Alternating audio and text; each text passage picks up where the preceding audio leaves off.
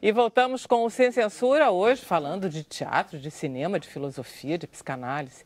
Camila, temos comentários, perguntas? Temos muitas reflexões na rede social. Que bacana, nós estamos aqui refletindo, então Sim. É bom que as redes e sociais... a Lete Mel, pelo Facebook, ela disse que não tenhamos medo de fracassar. Ele engrandece e enobrece o indivíduo. Bacana. A página do Twitter de fã-clube do Nero pergunta: antes da fama, você considera que fracassou ou que teve sucesso? Eu faço uma brincadeira com o espetáculo do Grande Sucesso. Eu falo que quando eu entrei para a TV, as pessoas falaram, pô, parabéns pelo teu sucesso, finalmente. Eu falei, como finalmente? Eu faço sucesso há 35 anos.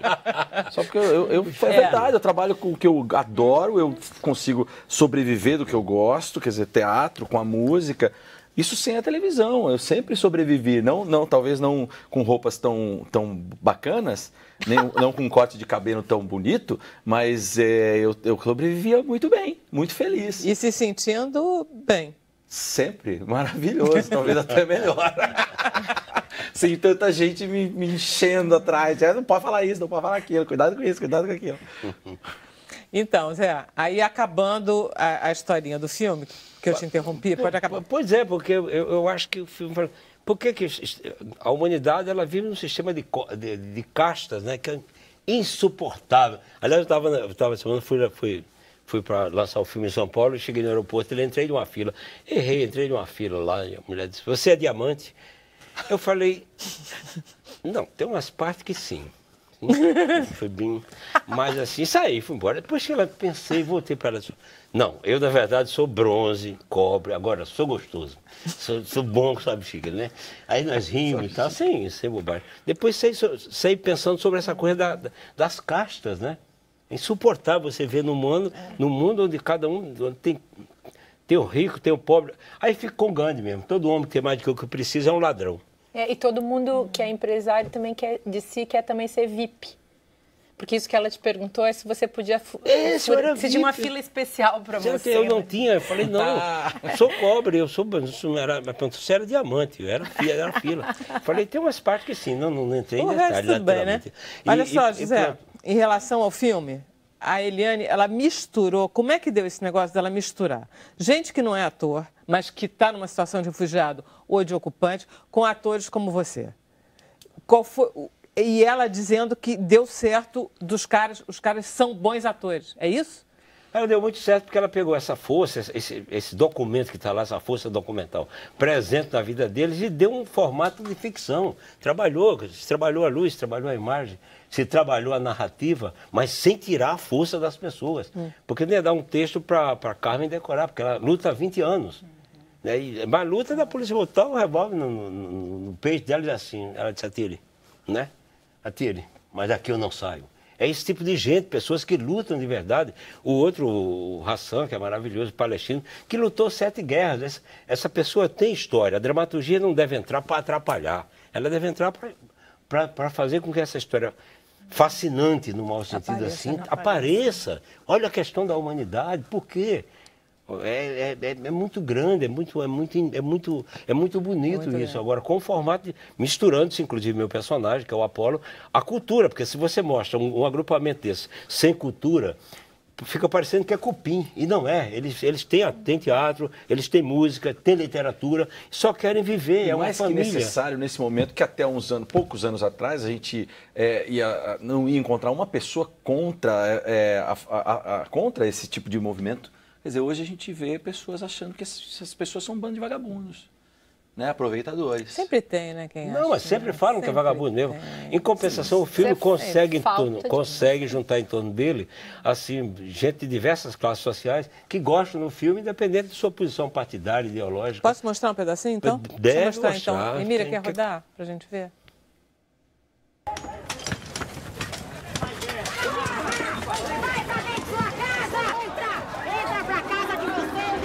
Se não é elétrica, então é a bomba mesmo, né? E aí pode inundar tudo isso aqui. Toda a minha vida eu fui num país ocupado. Pela primeira vez eu sinto que eu estou ocupando uma coisa. A juíza, ela concedeu a reintegração de posse. O que quer dizer isso? Que vai ocorrer o despejo daqui a 15 dias. Eu, com 13 anos, eu fugi do Congo pela roda de avião. A gente já não está podendo nem cuidar de nós, os brasileiros, e ainda tem que cuidar de refugiado do Congo, dos libaneses e palestinos. A luta é com vocês, não é para vocês.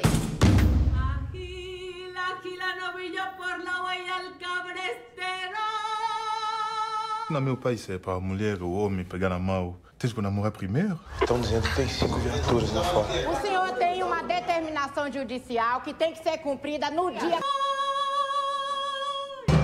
Eu sou refugiado palestino no Brasil. Vocês refugiados brasileiros no Brasil. É hora da gente estar unido.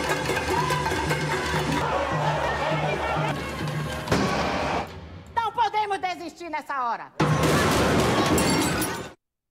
É a Carmen Silva. É. Incrível. Lindo Incrível. Que filme. Hein?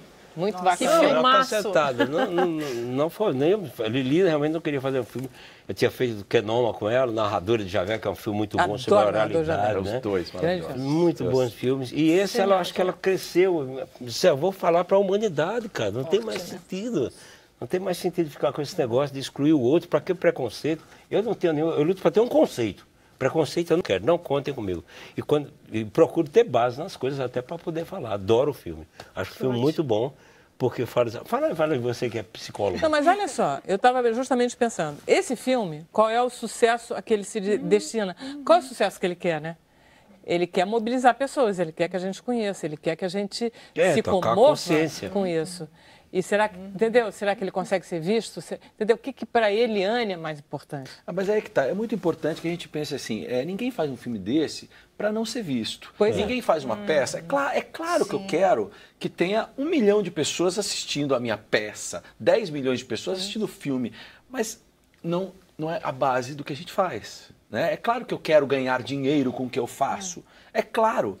Agora, não é a base, não é a partir disso que eu faço as coisas, ou que alguém faz num filme desse. Mas às vezes você faz uma coisa, seja uma peça, uma música, um programa de televisão, um filme, um livro, que você sabe que tem ali uma questão que é importante para todo mundo. Acho que nesse sentido que você falou, que a diretora estava pensando em fazer algo para a humanidade, que é um conceito também complexo. É porque é um tema universal, né? É um tema universal. Então, pensa, você coloca uma questão universal, a questão da moradia, a questão de ser isso que refugiado, o ator... Ser refugiado dentro do próprio Brasil. Os brasileiros, que são dos povos existentes, os mais iludidos em relação à sua própria condição, vamos pensar nisso de repente. Olha que coisa importante. Olha que diferença vai fazer para toda a sociedade brasileira se ela conseguir se pensar, se ela conseguir entender o que ela está fazendo aqui, sendo filha de pessoas que vieram da África em condições de escravização, pessoas que vieram da Europa enjeitadas. A coisa que eu acho mais engraçada aqui no Brasil é aquele povo assim que é de classe média e que é, às vezes, até não empresário, é microempresário, a gente é crítico e autocrítico, né? Tá. E que fica, assim, achando que ele é alguém diante do capital, diante do mercado internacional. A gente é muito pobre, coitado, gente. Os brasileiros deviam se unir, inclusive as classes sociais deviam ser mais generosas, mais atenciosas, mais cuidadosas, mais preocupadas uns com os outros. Do que o pessoal diamante devia olhar mais pro pessoal que não tem cartão nenhum. Fala um pouquinho, gente. Só completar o negócio, eu acho que, por exemplo, a psicologia já era para ser... Já está presente na escola, na idade infantil, né? Para preparar cidadão, é para isso. A arte também. A nossa arte, você que é um grande ator, sabe disso. A gente queria que tivesse lá literatura, pintura, poesia, vão acabar. Mas é por isso que ela está fazendo uma desescola, para a gente que não gosta da escola. A flexibilização essa medida provisória super autoritária da flexibilização do ensino médio não ajuda a educação. Não ajuda a educação. Retira disciplinas fundamentais, aquela coisa que você vai dar para o seu filho, você vai tentar dar o melhor. Então, o melhor inclui, em termos de educação, você ensinar as humanidades, as artes, a geografia, a história, a filosofia, a educação física, a língua portuguesa, as outras línguas, que são também muito importantes para que as pessoas evoluam na sua forma de pensar. É claro que sim, você tem toda a razão no que você está falando, e que bom que esse filme existe. Você acha, Zé, bom que você teve... Fala um pouquinho, Jantor. Agora estou pensando em coisas completamente diferentes. A gente já viajou aqui, porque no ano passado nós começamos um trabalho, um grupo lá na Sociedade de Psicanálise, sobre racismo. Quer dizer, não era nem sobre isso, era sobre aquela descoberta do Cais do Valongo, né, do cemitério dos Pretos Novos. Quer dizer, como que a gente vive na nossa cidade desconhecendo um passado e uma história que foi soterrado e de repente surgiu. Né? E a gente foi mexer nisso, enfim, e fomos de frente com a questão do racismo. Isso que você falou, muito interessante, né, Márcia? Que eu acho que a gente precisa integrar o todo que nós somos. Né? Quando a gente repudia o que nós fomos, né? O escravo, o negro, o imigrante, o refugiado, a gente parte e perde a nossa força. Né? Foi impressionante nesse trabalho descobrir quanta coisa foi feita no mundo que nós não conhecíamos, no mundo que se deu paralelo ao mundo visível, vamos dizer assim, ao mundo branco, né? E que somos nós também. Né? Então, eu acho assim, esse filme é maravilhoso, eu acho que precisamos falar sobre isso. Né? Estamos falando sobre essas coisas que eu tenho esperança que em algum momento vão fazer diferença. Né? E acho que nesse sentido a gente tem que ficar muito atento, porque a situação do nosso país é uma situação muito complicada. Quando a gente vê o avanço dos discursos de ódio, esse discurso fascista mesmo, que a gente vê, por exemplo, na voz de deputados, há figuras hoje em dia no Brasil que têm prejudicado o avanço da educação, o avanço da cultura, o avanço do entendimento. Eu acho que está faltando entre nós a razoabilidade nas conversas, nas posturas. É incrível como as pessoas hoje aplaudem a falta de respeito com a alteridade, com o outro. E que as pessoas estejam tranquilas e conformadas com essa posição e muitas vezes aplaudindo e achando que está tudo bem, isso realmente me deixa muito preocupada. Outro dia a Ilona Sabo esteve aqui, ela é uma especialista muito na questão de drogas, e ela estava falando de como o povo brasileiro às vezes é vingativo. Ele gosta que as pessoas estejam na prisão e querem que seja mais castigado, entendeu? É bom que ele esteja lá e que é bom que ele não coma, é bom que o prisioneiro sofra. É um desconhecimento. Não é mais a justiça, é a vingança. É a justiça. A vingança. Aliás, Mas é o feitor, né?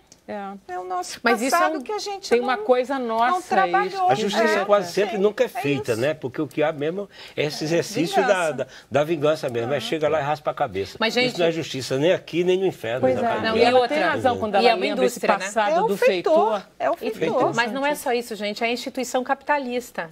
Acho que o Brasil é o terceiro país que mais encarcera no mundo. Pois é. E para que prender as pessoas? Porque isso dá muito lucro para os novos donos de cadeia. Gente, entre nós, eu acho que a gente vai precisar fazer um programa outro sobre encarceramento amanhã, porque o de hoje já acabou, então... mas é triste mesmo. A gente precisar fazer um inteiro. Você vai cantar pra gente? Só tem um jeito, é educar, né, as pessoas. Você vai cantar o quê? Educar precisa do outro. Cantar só uma música do compositor carioca, Antônio Saraiva. É engraçado colocar música no meio dessa coisa. O assunto pesado, eu não acho que é...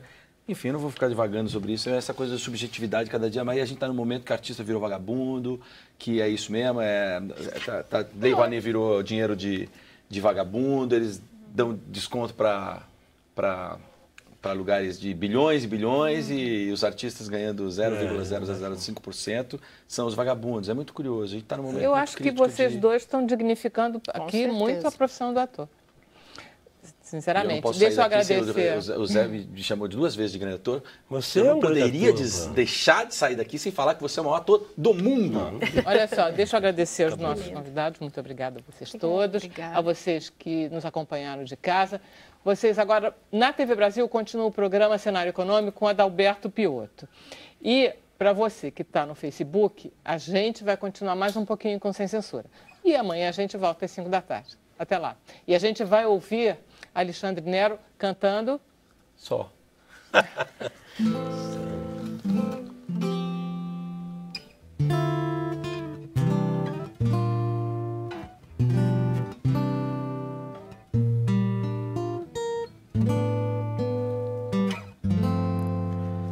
Só que a distância diz, só que a tempestade tem, só que a lembrança lê.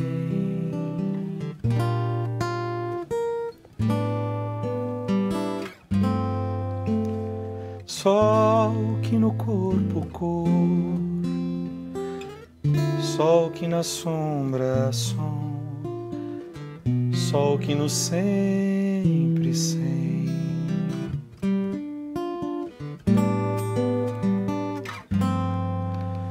Sol que por tudo tu,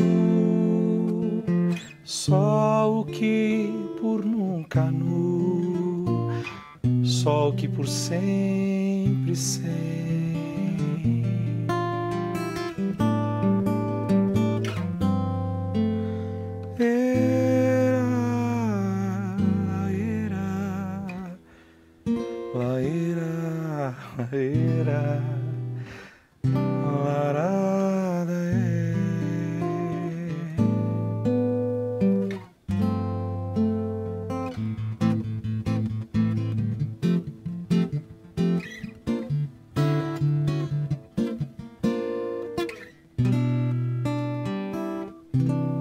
Subiram os créditos? Ainda não? A gente está aqui ainda. Subiram, mas é porque a gente agora, nós estamos só no Facebook. Você foi de um para o outro, suavemente. Então tá. Podia até continuar. Ah, tá, não. A gente por causa dos créditos. Olha só, é muito bonito isso. Na peça fica bonito também. Apareçam lá, apareçam. E olha só, violão faz muita... Que nem os livros, né, Márcia? Violão faz muita companhia, né? Pra caramba, quem tem violão nunca tá sozinho. Isso é uma grande vantagem. Muito bom. É bacana. Muito lindo. É bacana. Camilinha, e aí? O Carlos Domingos comenta no Facebook: a ganância é o mal dos males. E a Cíntia Bezerra completa: carecemos de sensibilidade um com o outro. Deixa eu só chegar aqui. Anderson Oliveira, ele diz: existe o sucesso pessoal, que é aquele que vem com a realização de algo, e o sucesso, que é a realização que se torna perante aos outros. Vocês concordam? Acham que é isso? Foi o que a gente falou, né? Um resumo. O sucesso interior e o...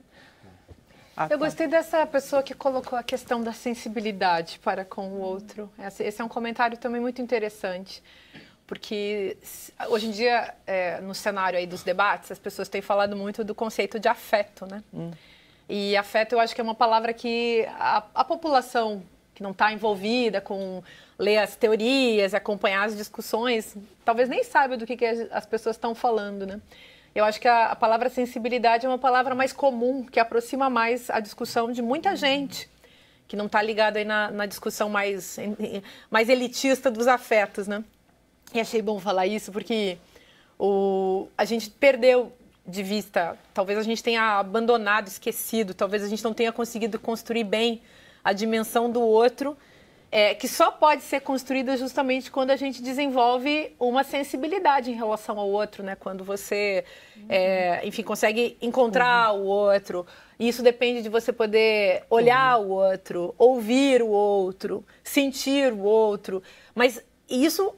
enfim, é tão difícil justamente porque essa dimensão é complexa, né? O outro dá medo. O outro é aquele que eu não conheço, é aquele que eu não entendo. Vem com outra língua, vem com outra cor, vem com outra roupa, vem com outra linguagem. E hoje em dia a gente tem uma vida social muito intensa. Tem muito mais gente no nosso mundo do que tinha antigamente. Eu sou mais ou menos Você acho que é mais novo do que eu, Zé, então não quero aumentar... Sou nada, mas nem pensei. Vera, que bonito você falar isso. As mulheres têm tanto medo de falar isso. Nunca vi mulher falar. Que bonito, adorei. Mas eu acho que na minha infância tinha menos gente.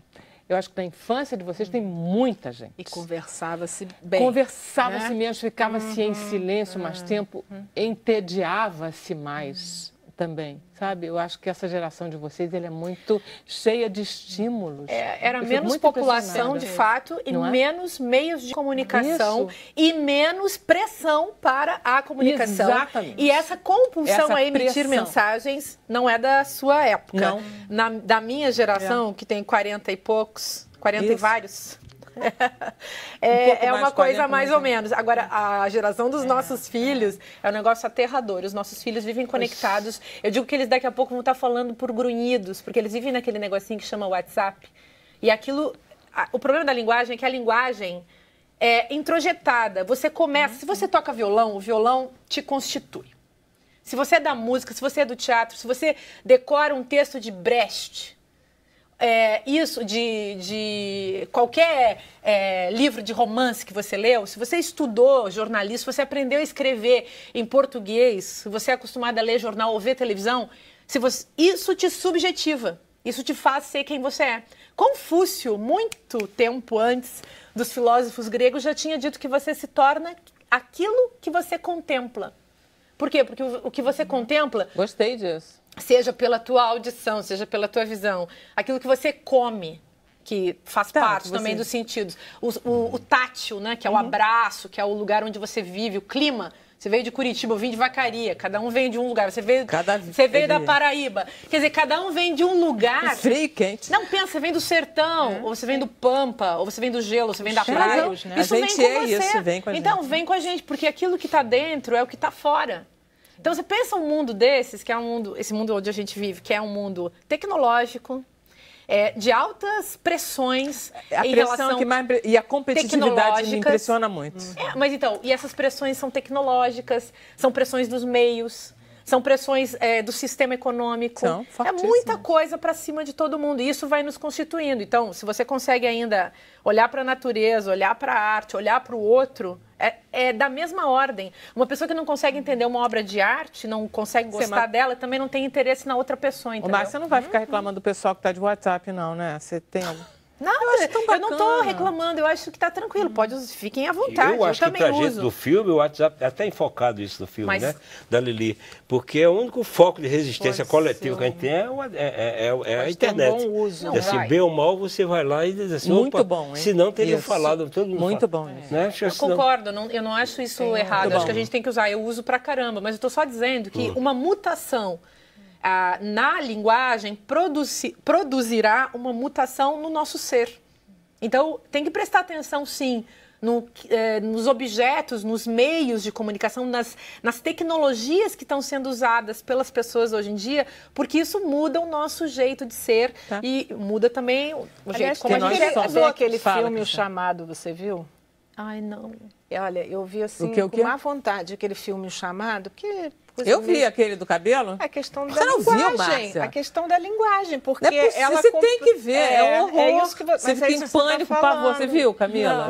Gente, fica morrendo de medo. Não, é o chamado, desculpa, A Chegada. Não, gente, A Chegada eu não vi, não. Eu só vi o chamado que aquele velho. A Chegada, porque a linguagem dos extraterrestres, ela faz com que a pessoa compreenda... Não vai contar. Mas é isso, a linguagem constituindo, que a psicanálise trabalha com isso também, isso. A linguagem constitui. E o ego é, antes de tudo, um ego corporal. O bebê, ele aprende muito pelo corpo. Falta tempo para se contemplar, já que estamos falando nisso, né? Porque antigamente você, eu não sei, eu veio do interior, e você tinha aquele tempo, aquilo que você... Eu acho que é nesse espaço que se cria. Né? Porque a gente sai da rua aqui, de repente, chega no canto, você está preocupado se o carro vai te atropelar, se o sinal vai abrir, se não sei o quê, como é que o outro... Então, na verdade, não há tempo para criação. É muito curioso isso. A gente tem uma cena no espetáculo que a gente fica vendo o sol se pôr e, na verdade, não é o sol se pôr do espetáculo, né? A gente não vê, porque eles estão fazendo a peça o tempo inteiro. A peça tem 4 horas de duração, eles nunca conseguem ver o sol. Eles vivem ali dentro, né? Então, assim, é muito triste, na verdade. Eles estão ali, eles ficam vendo o pôr do sol. É mais ou menos isso que hoje se contempla. A lua, quando você vê na rede social, todo mundo posta a lua. Eu duvido muito que alguém veja aquela lua. Isso é muito bom. O primeiro que postar a lua ganha. E aí porque, na verdade, você viu a lua, você posta correndo. Fica contemplando a lua aqui, no celular, e não na lua. Porque na lua ninguém tem paciência. Né? As pessoas hoje não têm paciência para ficar vendo a lua. E as pessoas que têm, mas para ver no celular, tudo bem. É um outro tipo, é uma contemplação para baixo, né? É uma anticontemplação, na verdade, né? Anticontemplação. Porque a contemplação, agora está só na internet, a gente pode. Não é na televisão. Mas vai falar umas coisas. Já podia antes. Não, falar umas coisas sem censura. É pode com pernas, pode o quê? Sem censura. Não, que olha só, contemplação é um termo assim, que você traduz da teoria, né? Teorizar e contemplar vem de teorem. Teorem dá em teoria e dá em teatro. Teoria é aquilo que você pode ver, como teatro você pode ver. E o ver é que faz pensar. Então, o contemplar é o ato de ver. A gente não está sabendo ver direito. A gente não está conseguindo enxergar direito. A gente não está fazendo esse exercício do olhar que se demora, um olhar que deixa o objeto, digamos assim, dizer alguma coisa, né? Se explicar, dizer algo a ele, porque a gente está muito prepotente. Gente, né? Não, a sociedade está prepotente. Eu me incluo. Todos nós estamos achando que sabemos tudo. As pessoas dão opiniões as mais loucas sobre as coisas que elas nunca estudaram. Eu dou o seguinte exemplo. Motor de avião. Todo mundo sabe eu discordo. O cara vem com essa. Cara, sabe que você discorda? Eu fico pensando assim num médico. Pensa um médico. O médico, o cara lá é o bambambam da cirurgia sei lá qual, craniana, sei lá, o cara é bom entende de cérebro. Que sei eu do cérebro que ele opera, vamos fazer nada. assim, eu não faria isso. Não, o povo não se mete tanto na conversa. O povo não, assim, digamos, quantos médicos ou quantas pessoas de determinadas profissões que não estudam sociologia, política, sociedade, arte, e ficam falando cada porcaria e, sobretudo, regulando as ideias dos outros, num clima de falta de diálogo total, porque é para calar o outro que as pessoas têm falado na internet. Exatamente. É para calar e não para fazer brotar um pensamento, porque aí vem o lance da contemplação que você levantou. Você fala uma coisa, eu vou ficar 3 dias pensando, que será que foi isso que ele disse? Por que ela fez aquele filme? Por que o outro aqui toca violão desse jeito? Por que ela resolve fazer um programa de televisão? Sei lá, a outra trabalhando com fracasso. E é cada um, a gente fica sempre pensando, por que essa pessoa faz isso? Por que ela falou tal coisa? Aí você pensa, rumina, medita, analisa, pondera. Não dá para você sair matando, lascando, chutando a ideia do outro como se ele não tivesse sentido nenhum. Mas isso acontece, eu acho que porque também as pessoas autorizam, sabe? Quando aparece um deputado homofóbico falando lixo, ele começa a autorizar as pessoas todas que não refletem e que funcionam com um pensamento estilo copia e cola, sabe? Copy-paste. Porque tem muita gente que funciona assim, né? Você pega uma ideia pronta aqui, outra ideia pronta ali. Você falou da falta de contemplação, é isso. Se eu não paro para pensar, contemplar me faz pensar. Se eu não faço isso, eu começo a pegar a ideia pronta. Faço uma colagem toda, invento a minha teoria delirante e cuspo por aí. E quando as pessoas que têm poder fazem isso, aí a gente tem como resultado o Brasil atual. Mas eu acho que você falou dos jovens, quer dizer, realmente tudo está acontecendo, mas as pessoas estão sofrendo, né? Os jovens estão sofrendo. Quem tem alma ainda está sofrendo. Estão sofrendo. Legal isso, né? A gente não falou em nenhum momento de sofrimento. Né? Pois os jovens estão sofrendo. As pessoas estão cansadas. As pessoas estão cansadas. Eu acho que começa, vejo isso no consultório, vejo isso em algumas discussões, as pessoas começam a se questionar. Né? Quer dizer, de repente está fazendo um estágio que tem 12 horas trabalhando, de repente, mas para que isso? Tem que tomar Rivotril porque não aguenta? Os jovens estão super medicalizados. Não, eu estou rindo porque parece que o Brasil é o maior consumidor de psicotrópico que tem no mundo. Essa coisa do fracasso, né? A gente tem uma intolerância total com fracasso, depressão, a confusão de tristeza com depressão. A depressão faz parte da vida, no sentido de você elaborar perdas, de você se retirar, contemplar. Mas se o dia a dia fosse mais tranquilo, seria melhor, né? Se você tivesse as pessoas estão o essencial sofrendo. Básico, a educação, saúde, eu moradia. acho que isso pode dar uma virada. Só isso que falta, né? São 3, 4 coisas, mas não fazem porque... Só o básico. E a gente só o básico. Tá batalhando por isso há muitos anos. O normal anos, mesmo, acho que na vida seria você dividir no dia, num tempo assim no dia, seria... Ninguém precisa trabalhar mais do que 6 horas. 6 horas para trabalhar, 6 horas para dormir, 6 horas para arte, literatura, conhecimento. Conversar. E 6 para autoconhecimento. 6 horas para autoconhecimento. Pode ser 8 horas para dormir, não? Pode, eu prefiro 8 horas. Mas assim, eu estou falando dividindo, porque o que falta é as pessoas pararem assim, o que está acontecendo, né? Mas eu acho que talvez seja doloroso parar para se autoconhecer. Não, mas conhecer naquele sentido de ficar psicologizando, não. Estou falando no sentido de olhar para o mundo com a dignidade, com a dignidade que o mundo merece. Porque tem 7 bilhões. Só 500 bilhões vivem no planeta com a decência ou a dignidade que o planeta exige. Sequer cuida dele. Quantos? Tem 7 bilhões de almas no mundo. Isso. Aí estão preocupadas com sexo, com não sei o quê, com preconceito. Quantos vivem, resolvem muito? Eu acho que, estou falando assim, chutando, os 500 milhões estão em condições reais de dizer assim, tratar o planeta com dignidade. Eu estou falando com dignidade, com jeito. Mas com o capital na mão de tão poucos, o capital está falindo. E com esse avanço neoliberal que passa pelo mundo afora, do qual o Brasil também atualmente é vítima, eu não sei se a gente pode pensar muito em futuro. Eu acho que a postura legal hoje é a gente ficar preocupado, sabe?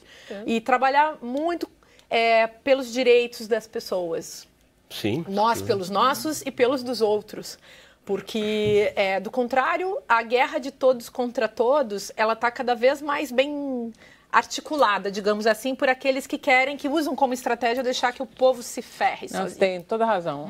Realmente a gente precisava de um pouco de paz entre as pessoas. Não, eu falei, não é discriminando os outros, não. Eu falei assim, pouca gente tem condições de olhar para o planeta com a beleza. A vida, olha como vida, sabe? Assim, caramba... Olha as condições que as pessoas vivem, pensando karmicamente, estamos em condição de nos conhecer aqui junto hoje. E aí não agimos de forma sequer digna em relação ao planeta. Não tem como. Se não respeitar a vida do outro, seja barato ou rato, são todas formas de... Se não respeitamos, não merecemos estar aqui. Está virando praga, a humanidade está virando praga, né? Praga seria aquele que come qualquer coisa. Rato, barata, formiga, porco e o homem. Só existe assim, um está destruindo o outro. O homem que tem uma capacidade de analisar, consequentemente está acima, tornou-se apenas, sei lá, o predador do outro homem. E não precisava ser assim. Ou param... Somos nós que vamos desaparecer, né? Somos nós. Não é o planeta, não, gente. Não é o planeta, somos nós. O programa chegou ao final, a gente vai continuar aqui conversando. E, infelizmente, vocês estão... Televisão, amanhã a gente volta. 5 horas da tarde, ok? Até lá. Não excluir os telespectadores.